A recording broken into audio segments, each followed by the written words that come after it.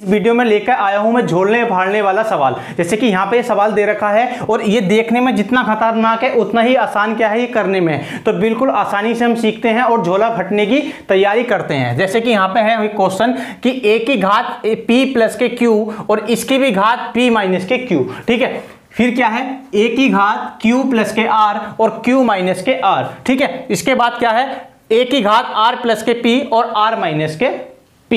ठीक है, ये इस तरह से दे रखा है। अब इस सवाल को कैसे करते हैं, लेकिन ये देखने में तो इतना खतरनाक है लेकिन करने में भी इतना ही आसान है। तो इसमें क्या होता है, झोला नहीं फाड़ना है, बिल्कुल आसानी से इसे समझते हैं। जब तक तोड़ेंगे नहीं तब तक छोड़ेंगे नहीं। ठीक है, तो बिल्कुल आसानी से इसे समझते हैं कैसे करेंगे। तो आपको क्या करना है, इन दोनों की मल्टीप्लाई करनी है। अब मल्टीप्लाई सुनो, अब देखो एक फॉर्मूला होता है, उससे पहले आपको ध्यान रखना है कि अगर कोई इस तरह से लिखा हो a प्लस के b और a माइनस के b, मतलब कि संख्या दोनों समान हो और क्या है, एक प्लस में है एक माइनस में है। तो इस तरह से अगर लिखा है तो हमें क्या करना है, तो इसका एक फॉर्मूला होता है, ये क्या बन जाता है a स्क्वायर माइनस के b स्क्वायर बन जाता है। ये एक फॉर्मूला होता है कि अगर कोई संख्या एक समान है और एक बार जुड़ रही है एक बार घट रही है तो उनका हम सीधा क्या लिख सकते हैं, a स्क्वायर माइनस के b स्क्वायर लिख सकते हैं।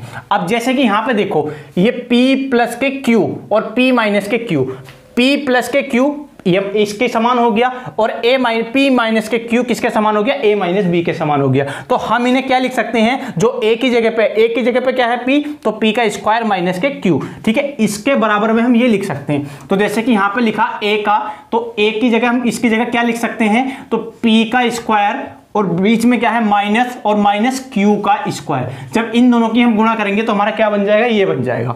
अब इसी तरह से देखो, इस इंटू का मतलब पॉइंट मत समझना, मतलब कि दशमलव मत समझना, झोला नहीं फटना चाहिए। अगर झोला फटा तो वही काम खराब। फिर क्या होगा, ये इंटू का मतलब होता है गुणा। ठीक है, अब यहाँ पे है a का स्क्वायर, फिर ये ऐसे है कि p प्लस के वो q प्लस के r और q माइनस के r। तो कैसे बनेगा, q का स्क्वायर माइनस के r का स्क्वायर। ठीक है, r का स्क्वायर ये बन गया।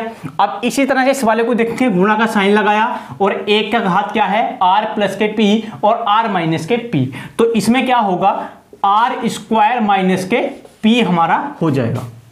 ठीक है, ये जहां तक समझ में आ गया होगा। अब देखो एक क्या होता है, जब किसी की घात m इंटू a की घात n हो तो इसमें क्या होता है, इस बेस को लिख देते हैं एक बार। मतलब कि यहाँ पे क्या है, आपका बेस समान होना चाहिए, चाहे घातें अलग हो या समान हो उससे मतलब नहीं है। अगर बेस एक समान है तो हमारा क्या है, झोला फटने से बचेगा। फिर कैसा होगा, तो एक की घात m प्लस के n हो जाएगा। मतलब कि बेस को एक बार लिख देंगे और घातों को प्लस कर देंगे। अब देखो इन सब की घात क्या है, वो इनका बेस क्या है, सबका समान है, मतलब कि सबका बेस a है। ठीक है, तो क्या करेंगे, a को लिखेंगे एक बार और बाकी सबको कर देंगे प्लस। जैसे कि p square minus q square plus q square minus के r स्क्वायर, फिर प्लस r स्क्वायर माइनस के p का स्क्वायर। ठीक है, यहाँ पे स्क्वायर रह गया। अब इसमें देखो क्या होगा, इस वाले ये प्लस p, ये p जो है p स्क्वायर ये प्लस का है और ये वाला माइनस का है, ये आपस में कट जाएंगे।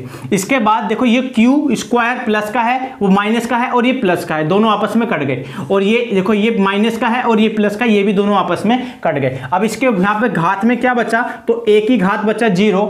और ध्यान रखना, जब किसी की भी घात क्या हो, 0 हो, तो उसका मान क्या होता है, 1 होता है। इसका मतलब इस क्वेश्चन का आंसर कितना होगा, तो इस क्वेश्चन का आंसर जो है हमारा 1 होगा। ठीक है, 1 होगा। देखो यहाँ पे करने में समय लगा, लेकिन जहाँ आप खुद से करेंगे तो बिल्कुल आसानी से हो जाएगा और तुम्हारा झोला फटने से बच जाएगा।